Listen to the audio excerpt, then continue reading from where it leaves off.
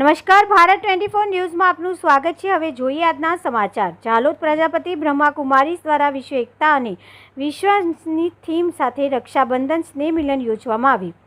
Police staff, sub jail, ST staff, sub district hospital ખાતે રક્ષાબંધન સ્નેહ મિલન યોજાયું। આ વર્ષે ઝાલોદ પ્રજાપતિ બ્રહ્માકુમારીઝના મીતા દીદી દ્વારા રક્ષાબંધન સ્નેહ મિલન અંતર્ગત સ્નેહ મિલન તારીખ 6 અને 7 તારીખે યોજાયું।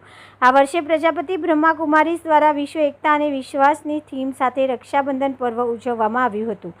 ઝાલોદ પ્રજાપતિ બ્રહ્માકુમારીઝના રાજયોગ કેન્દ્રના મીતા દીદી દ્વારા રક્ષાબંધનના સંદર્ભમાં અર્થપૂર્ણ વ્યાખ્યા સાથે બોધપ્રદ પ્રવચન આપ્યું હતું। તેમણે સમજાવ્યું કે રાખડી માત્ર એક દોરો નથી, તે દ્રઢ સંકલ્પ, પ્રેમ અને રક્ષણની ભાવના છે। રાખડી દુર્ગુણો, દુર્વ્યસન અને દુષ્ટ વિચારો સામે આત્માનું રક્ષણ કરે છે। આ તહેવાર નૈતિક શિસ્ત, પવિત્ર દ્રષ્ટિ અને આધ્યાત્મિક સ્નેહનો સંદેશ આપે છે।